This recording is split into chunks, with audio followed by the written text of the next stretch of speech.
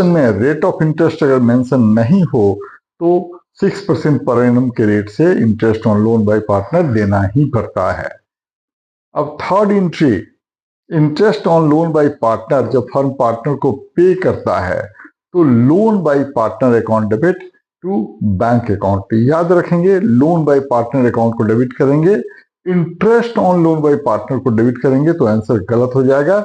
इस पर एग्जाम में एमसीक्यू भी आ सकता है कि जब firm interest on loan by partner account पे करता है तो कौन सा अकाउंट डेबिट होता है। Option 1 loan by partner account, option 2 interest on loan by partner account, option 3 both, option 4 none. तो याद रखेंगे लोन बाय पार्टनर अकाउंट को डेबिट करते हैं।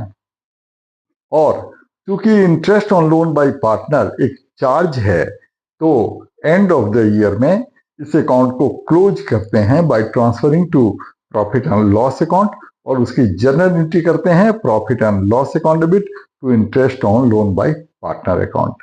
अब सेकेंड चार्ज के बारे में समझते हैं, रेंट पेड और पेएबल टू पार्टनर।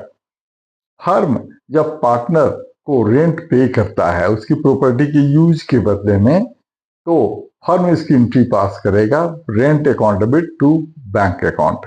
और अगर कुछ रेंट पेएबल है तो rent account debit to rent payable या रेंट आउटस्टैंडिंग अकाउंट।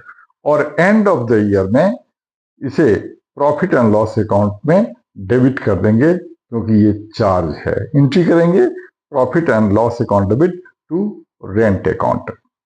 अब थर्ड, इंटरेस्ट ऑन कैपिटल, जो क्वेश्चन पर डिपेंड करता है कि अगर ये चार्ज कहा है तो इसका ट्रीटमेंट चार्ज के जैसा करेंगे और उस केस में एंट्री पास करेंगे जब फर्म पार्टनर के कैपिटल के ऊपर इंटरेस्ट अलाउ करता है तो उसकी जर्नल एंट्री पास करते हैं interest on loan by partner account debit to partner's capital account.